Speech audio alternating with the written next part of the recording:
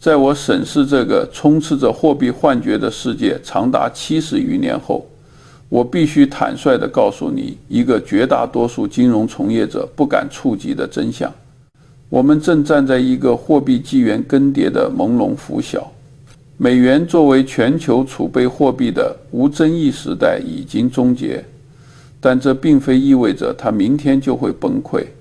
而是意味着一场持续数十年的静默的财富转移已经启动。那些仍将全部财富寄托于美元信用体系之上的人，就像泰坦尼克号上的乘客正在为餐厅的银质餐具而争论，却无视了远处海平面上愈来愈清晰的冰山轮廓。媒体和华尔街不断地用去美元化这个术语来制造短期的市场波动和话题，但他们完全误解了这场变迁的本质。这并非一场非此即彼的像体育比赛冠军更替那样的瞬间事件，这是一场缓慢的、多级的且充满摩擦的体系性侵蚀。问题的核心不在于美元是否会崩溃，在可预见的未来，它仍将是最重要的货币，而在于它的份额和特权将被逐步蚕食。而就在这蚕食的过程中，全球资本将重新寻找锚点，其引发的价值重估浪潮将洗劫那些毫无准备的投资者，并馈赠那些提前理解格局的少数人。这个重新寻找锚点的过程，就是普通人财富命运的分水岭。我目睹过英镑王座的缓慢衰落，那并非一场爆炸，而是一次长达半个世纪的泄气。从1914年一战爆发到1944年布雷顿森林体系确立，英镑在全球储备中的主导地位经历了漫长的褪色，期间有无数的反弹和英镑复兴的论调，但历史的潮流从未逆转。如今历史正在加速重演，但舞台上的主角更加多元，信息的传播也以光速进行，这使得财富转移的速度和烈度可能远超上个世纪。普通人犯的最大错误是用投资个股的短线思维来思考货币体系变迁。他们追问哪国货币会取代美元，渴望得到一个简单的可供押注的代码。这种问题本身就暴露了思维的浅薄。真正的思考是，在美元体系出现裂缝时，何种资产组合能够保护我的购买力？我应当如何重新配置我的财富，使其能在多种可能性的未来中都保持韧性？这需要的不是预测，而是构建一道能够应对不确定性的防御公式。接下来我要剖析的这三大候选货币，更准确地说，是三大价值承载方向，正是这场货币格局变迁中资本最可能也最值得关注的流向。它们各自代表了一种完全不同的逻辑和风险回报特征，对应着三种截然不同的未来情景假设。其中第三类被现代金融体系所低估，却可能是未来10年守护你财富的最坚实堡垒。我建议你像理解解剖学一样理解它们内在结构、血液循环和神经弱点，因为任何一个认知上的微小漏洞都可能让你在即将到来的静默的财富大转移中不知不觉地站在被收割的一方。货币的本质不是印着图案的纸张，而是一套关于信任、权利和清偿能力的复杂系统。当人们对系统的信任出现裂痕时，资本会本能地逃向那些更古老、更坚实或更具强制力的价值载体。美元的问题不在于美国的军事实力或科技力量，而在于其财政纪律的彻底破产和将货币武器化所引发的全球性信任危机。无节制的债务货币化等同于缓慢稀释所有美元持有者的财富，而将全球支付体系作为外交制裁工具，则迫使其他国家思考将自身的经济命脉置于一个可能随时对你关闭的系统中，是否明智？这双重行为动摇了整个系统的根基。此时盲目的寻找下一个美元是徒劳的。正确的策略是构建一个能在多种货币环境下都保持购买力的财富篮子。这个篮子本身就是你的新货币。首先，让我们审视最显而易见的候选者欧元。它由一批发达国家背书，拥有深厚的资本市场和巨大的经济体量。许多分析师会机械地指出，欧元占全球支付和储备的份额仅次于美元，因此是自然的接班人。这种推理逻辑的肤浅程度，堪比因为鸵鸟是仅次于狮子的最大鸟类，就认定它能统治草原。他们忽略了生态系统和生存法则的根本不同。欧元的根本优势在于其存量，而非增量。它拥有一个规模庞大、流动性充沛的债券市场，这是成为储备货币的关键基础设施。同时，它拥有一批如林德工业气体、阿斯麦光刻机、诺华制药这样在全球价值链顶端拥有近乎垄断地位的公司。这些公司产生的现金流和投资吸引力是欧元资产的压舱石。在美元出现信任危机时，一部分寻求多元化又不愿离开发达经济体系框架的国际资本，例如中东主权基金、部分亚洲央行，确实会流入欧元资产作为避风港，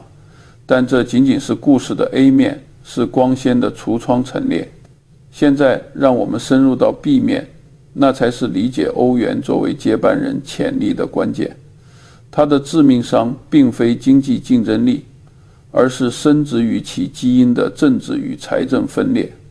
欧元区是一个没有统一财政部的货币联盟，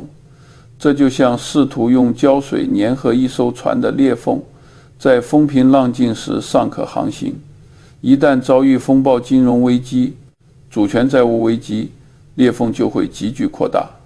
海水涌入的速度远超胶水的粘合速度。2010年的欧债危机并非偶然，而是这种结构性缺陷的必然发作。当德国纳税人不得不为希腊的养老金买单时，那种政治上的憎恶感会深深毒害联盟的根基。这种矛盾并未消失，只是被欧洲央行前所未有的量化宽松政策暂时麻醉了。一旦危机再现，争论将更加激烈。对于普通投资者而言，布局欧元资产，你必须要接受一个残酷的现实：你投资的不是一个主权国家的货币，而是一个由20个不同主权国家组成的、时刻处于谈判与妥协中的委员会产物。你的回报不仅取决于欧洲央行的利率决策，更取决于柏林与罗马、巴黎与雅典之间永无休止的角力，取决于法国农民抗议对财政协议的影响，取决于意大利南部与北部的发展不平衡是否再次引发政治地震。这种政治风险溢价是永远无法被量化模型所捕捉的，但它真实存在，并在关键时刻主导市场情绪。那么，这是否意味着完全避开欧元？不，那是另一种愚蠢的极端。关键在于如何布局和布局什么。普通人试图布局欧元的经典错误是去银行兑换欧元现金或开设欧元存款账户，或者听信推销购买以欧元计价的高收益公司债，往往是风险较高的债券。这完全误解了游戏规则。你是在以最赤裸的方式承担欧元本身的信用和汇率风险，却没有获得相应的超额回报。真正有意义的、智慧的布局是持有那些以欧元区为根基，但其盈利能力、资产和未来均全球化的顶级实体资产。具体而言，你应该采取以下策略：一、投资于泛欧股指中的全球冠军企业，例如通过一支低成本追踪 Stocks Europe 600指数的 ETF， 如代码 Euro 或 VGK 进行投资。你不是在赌欧元对美元升值，而是在投资一篮子欧洲的跨国巨头。以奢侈品巨头路威明轩为例，其大部分营收来自欧洲以外的消费者。饮料巨头雀巢的业务遍布全球，欧元疲软对于他们以美元计价的海外收入反而是财报上的利好。你实质上是借助了欧洲的资本市场、法律体系和公司治理标准，投资了一批全球性企业，巧妙地规避了欧元区本身的区域性经济和政治风险。二、有限配置以欧元计价的高信用等级短期政府债，这里特指德国、荷兰等北欧核心国家的1减3年期国债，目的绝对不是获取高收益，他们的收益率通常很低，甚至为负，而是在全球市场发生剧烈恐慌，所有资产相关性趋近于一时，提供一个相对于美元国债的具有差异化的避险池。它的核心作用是分散极端风险，而非创造日常收益。在你的整个组合中，这部分配置应如同灭火器，小而精，常年备着。三、绝对要避免的陷阱，投资于严重依赖欧洲内部需求且资产负债表高企的单一国家银行股，如意大利银行或公用事业股。这些资产是欧元区结构性问题的直接承担者，是内部裂缝的正中。当风暴来临时，他们首当其冲。同样，避免投资于纯粹以欧元复苏为概念的投机性金融产品。记住，将欧元视为美元的替代品是一个危险的思维陷阱，它更像是一个共存者或分流者，一个在美元体系动荡时可以分担部分压力的选项，但它自身携带的政治不统一和财政分裂的基因缺陷，决定了它无法像单一民族国家发行的货币那样，在危机时刻做出迅速、统一、有力的反应。它缺乏一个最终的、无可争议的财政后备。因此，你的布局应该是冷静而有限地利用它的存量优势和企业质量，将欧元资产作为你全球化组合中的一个重要但非主宰的组成部分，而非狂热地赌它的未来霸权。这是一种基于现实的谦逊投资。现在我们转向东方，审视第二个，也是讨论最多、误解最深的候选者——人民币。中国的经济总量、全球第一的贸易网络，以及在数字化支付如移动支付领域的绝对领先，确实为人民币的国际化提供了前所未有的坚实底座。一带一路倡议在事实上创造了一个逐步依赖人民币进行结算的贸易与投资生态圈，从石油、矿产到基础设施建设，这是一种由实体经济需求驱动的自下而上的国际化路径，其力量不可忽视。然而，绝大多数西方分析家以及许多渴望赌国运的投资者都陷入了一种一厢情愿的叙事。他们看到了宏伟的经济数据图表，却选择性地忽视了制度层面的根本性约束。人民币国际化的最大悖论在于，中国政府既希望提升人民币的国际地位，享受储备货币的便利，如铸币税，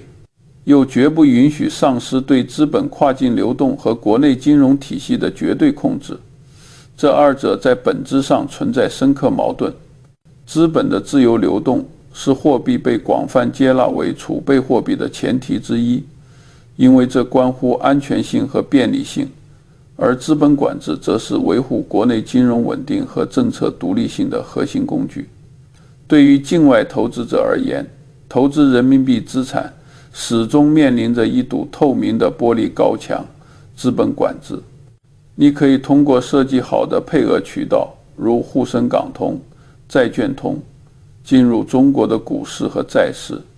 但你的资金进出速度、规模都受到严格的管理和监控。在风平浪静时，这堵墙似乎不存在，资金往来顺畅，但一旦市场出现剧烈波动，地缘政治紧张或国内需要稳定金融时，这堵墙会瞬间变得坚实无比。你可能发现自己无法及时按预期价格撤离。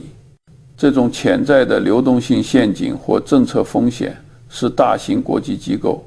央行和主权基金在考虑将人民币作为核心储备资产时，内心深处最大的顾虑和无法完全量化的折价因素。因此，当你听到人民币国际化将取代美元这种简单论调时，你应该立刻意识到，说话者要么是出于政治宣传目的，要么是对国际金融市场的实际运作规则和机构心理一无所知。人民币的真正角色更可能演进为一个区域性的贸易和储备货币轴心，在亚洲及与中国的特定贸易伙伴之间扮演越来越重要的定价、结算和储备角色，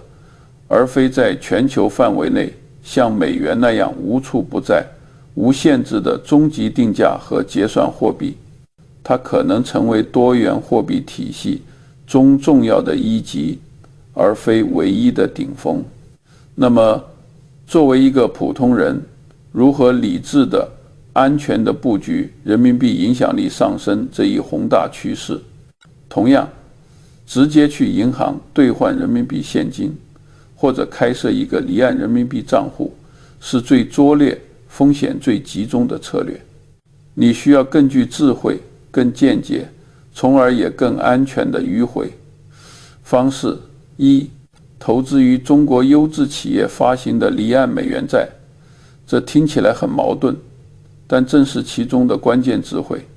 许多信用良好的中国国企，如国家电网、中国石油和龙头民企如腾讯、阿里巴巴，在香港、新加坡等市场发行美元计价的债券。你用美元投资获取的利息和到期本金也是美元，但你的信用风险敞口是中国经济的增长和这些具体企业的盈利能力。你间接分享了中国经济增长和稳定性带来的红利，却完全规避了人民币汇率波动风险和资本管制的风险。这相当于你投资了中国的信用，而非人民币的汇率。二、持有业务与中国需求深度绑定的全球性大宗商品生产商的股票。中国是绝大多数工业金属能源和农产品全球最大的消费国。投资于力拓、必和必拓、淡水河谷这样的全球矿业巨头，或者佳能可这样的综合贸易商，他们的股价与中国的工业需求和宏观经济健康状况高度相关。当人民币影响力提升，中国通过推动铁矿石、石油等大宗商品的人民币结算来扩大其货币影响力时，这些全球性公司是直接的桥梁和受益者。他们可能接受人民币付款，但对冲成美元入账，而你作为这些公司的股东，安全地坐在桥外的收费站收费，享受车流中国需求增长带来的收益，却不必承担桥梁人民币本身是否稳固的风险。三、考虑配置亚洲除日本美元债基金，这类 ETF 或共同基金，例如代码 AAXJ 的 ETF， 虽然主要是股票，但思路类似，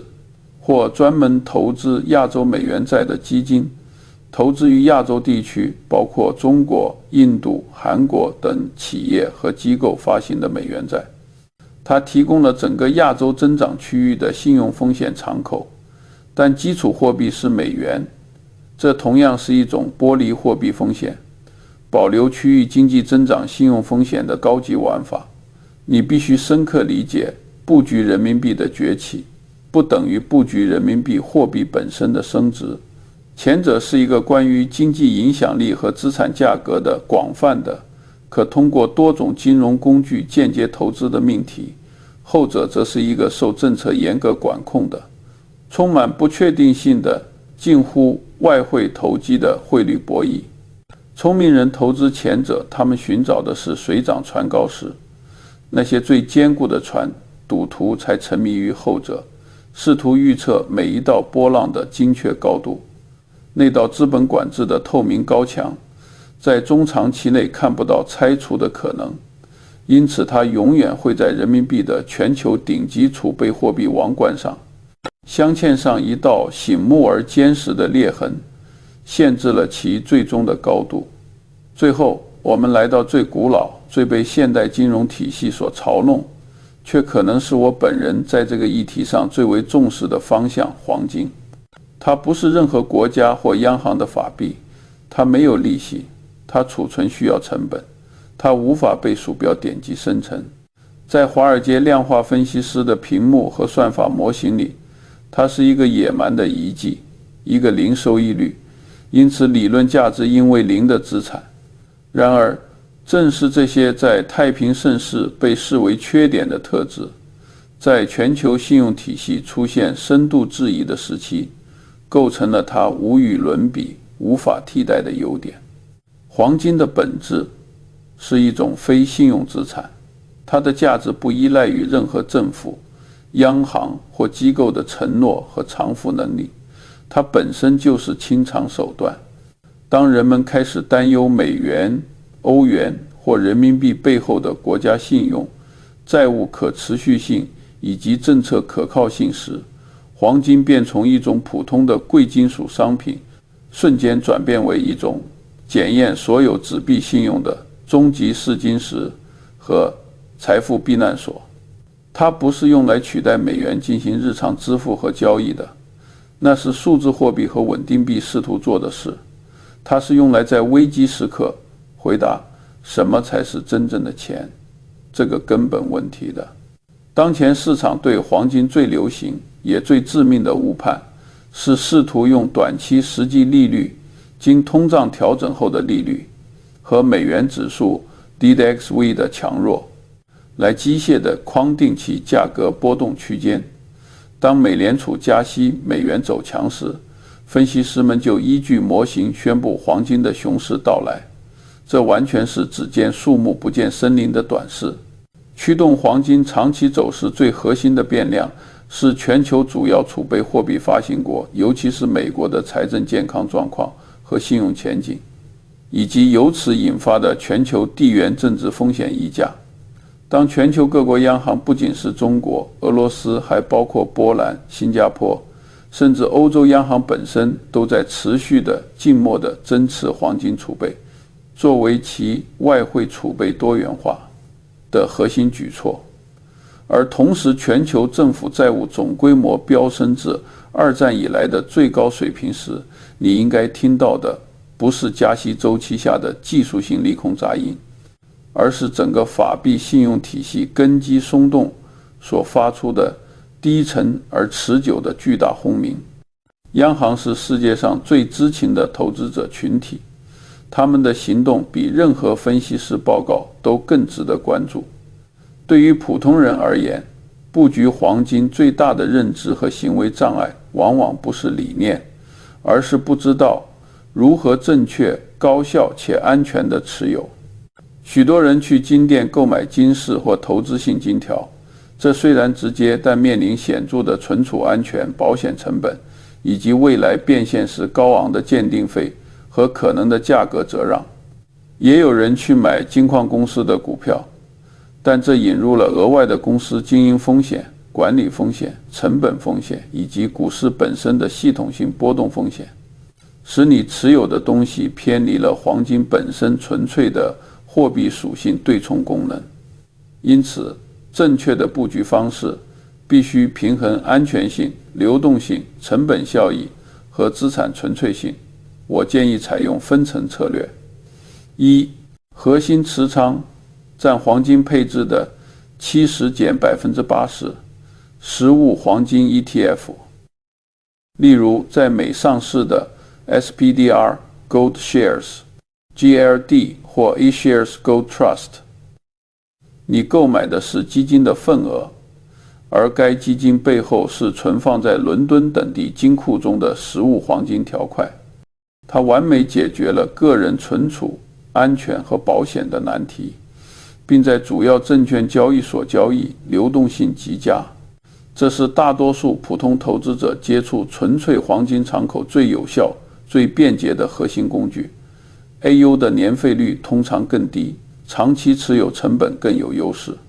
2. 战术性增强持仓占黄金配置的20减 30%，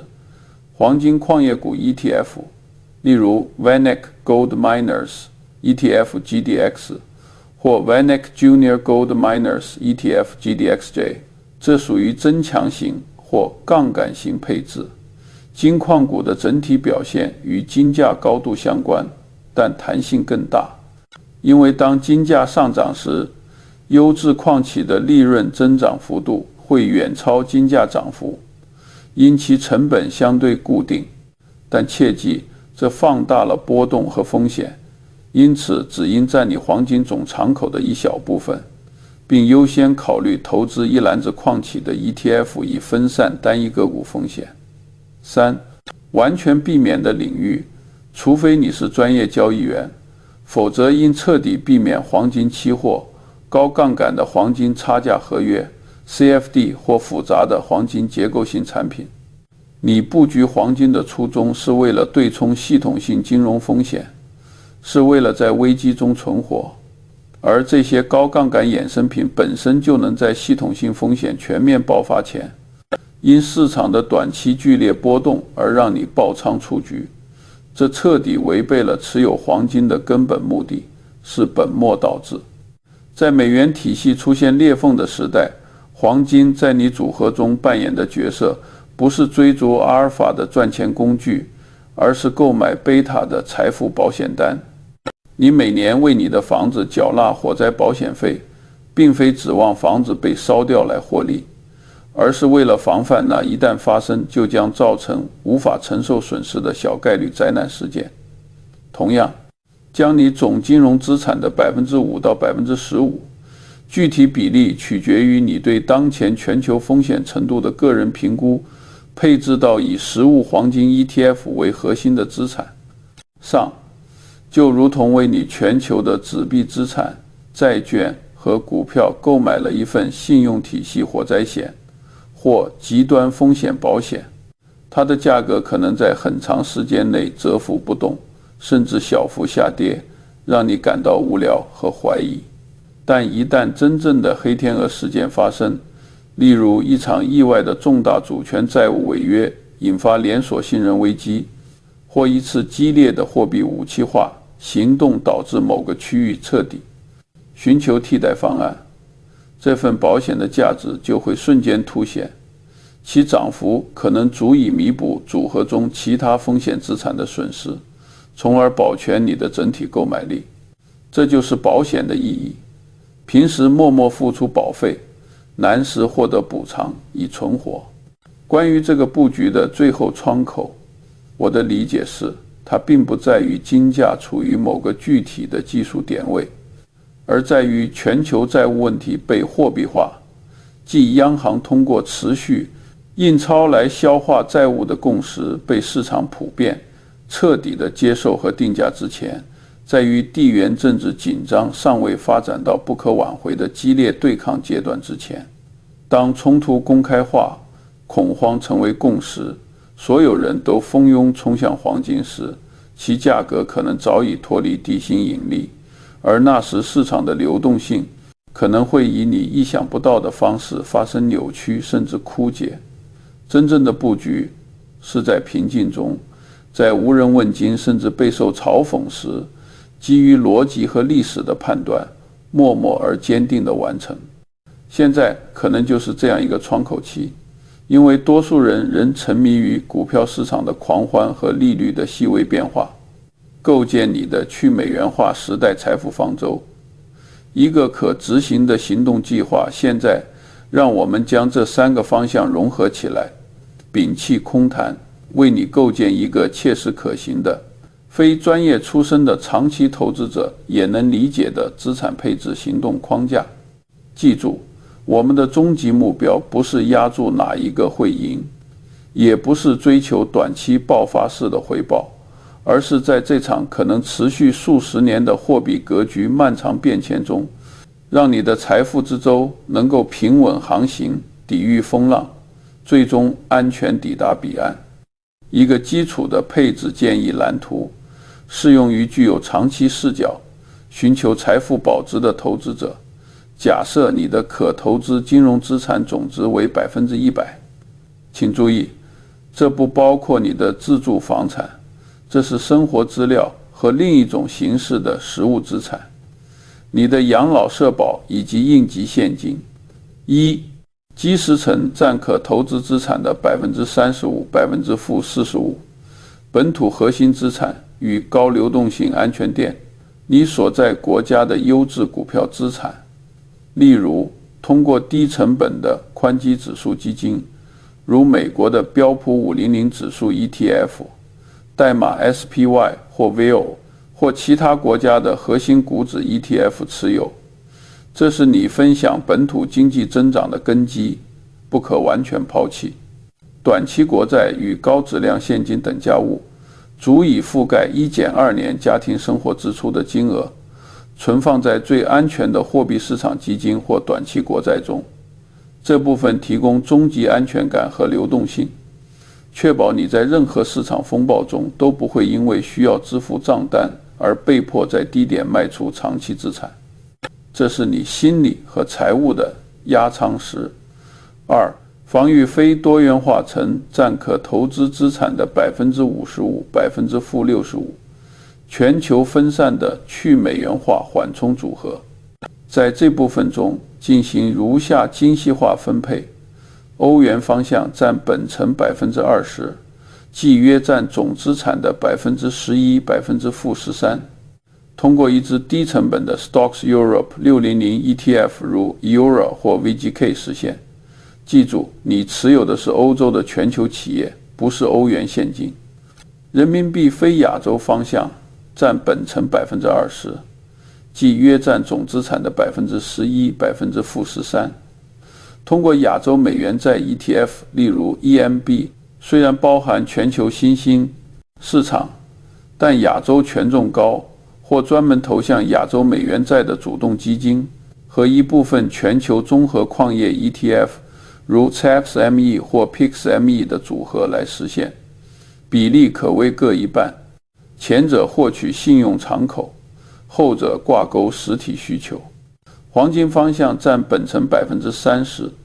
即约占总资产的 16.5%、-19.5%。这是你针对货币信用风险的专项对冲，其中 24%、-27%， 即黄金总配置的 80%， 通过实物黄金 ETFIO 持有，其中 6%、-7.5%， 即黄金总配置的 20%， 通过黄金矿业 ETF GDXJ 持有以增强弹性。剩余机动资金占本层 30%，即约占总资产的 16.5%、-19.5%。这部分资金暂时可放在短期国债或现金中，但它肩负重要使命。它用于再平衡当上述某一类资产，如黄金，因大涨而超过预设比例时，部分卖出买入低于比例的资产，机会性加仓。当某一类资产，如欧洲股票，因危机而出现极端低估时，用于分批加仓。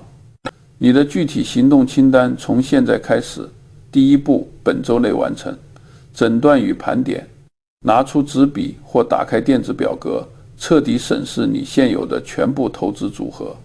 列出每一项资产，股票、基金、债券、存款，计算它们分别在美元、本币、欧元、黄金等不同维度的暴露比例，弄清楚你真正的起点在哪里。不知道自己的位置，就无法规划路线。第二步，1个月内完成研究与理解。在你使用的券商平台或金融信息网站上，搜索并仔细研究上述提到的具体 ETF 代码，如 IUR、EUR、EMB、PIC、IAU、GDXJ， 阅读其官网的招募说明书摘要，了解其投资目标、前10大持仓、费用率、expense ratio 和过往表现，但不要迷信过去。你不需要成为专家，但必须知道你买的是什么。第三步，未来一个季度启动，持续6到12个月，执行与再平衡，开始执行你的配置调整，切勿试图一次性全仓切换。市场永远有机会，冲动才是敌人。采用定期定额或分批买入的方式，制定一个计划，在未来6到12个月内，逐步将你的可投资资金向上述的配置框架靠拢。例如，每月固定一天将新增储蓄或卖出非核心资产所得，按比例买入上述 ETF。 市场的窗口期不会在某个早晨突然关闭，但你的拖延、恐惧和贪婪会让你永远错过出发的时机。永远要避免的思维和行为：一、听信任何关于某货币将在下个月暴涨10倍的社交媒体炒作或小道消息；二、将超过总投资资金 5% 的比例投入任何你不理解其运作机制和风险的外汇保证金交易、货币期货或杠杆 ETF。 三、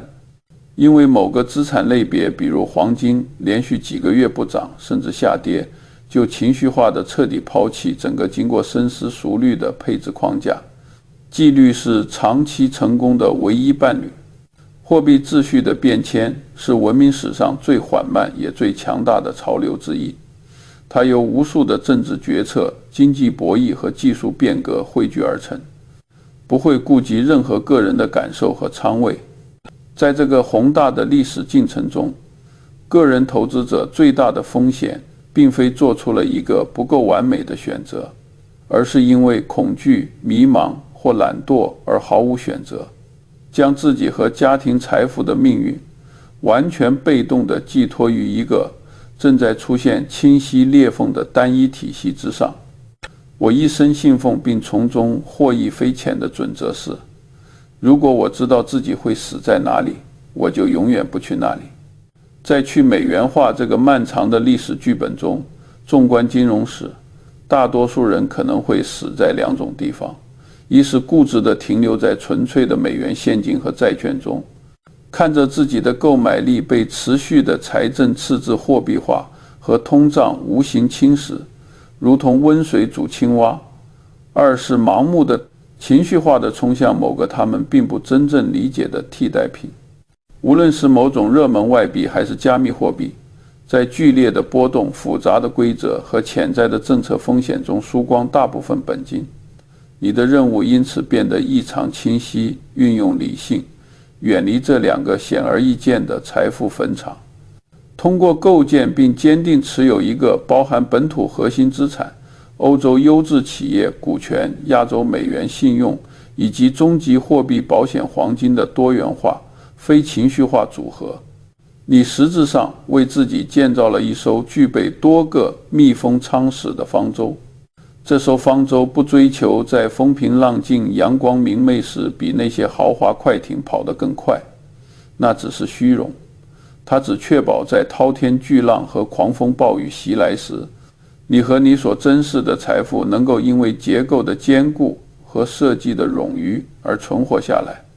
并在新时代的海岸线上获得重新出发、选择方向的资格与资本。最后的窗口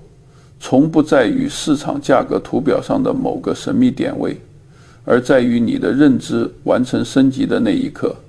当潮水开始退去，方舟的建造蓝图只会掌握在那些提前数年就开始安静思考，并勇于采取那些在旁人看来平淡无奇甚至有些枯燥的行动的人手中。世界最终会丰厚地奖励这种深刻的、有纪律的枯燥，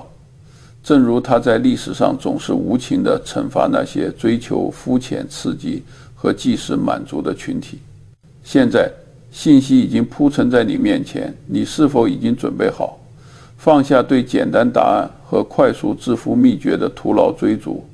卷起袖子开始执行这份看似复杂却关乎你未来财务生存与自由的防御工程？时间正在为你我所有人滴答作响，选择权始终在你手中。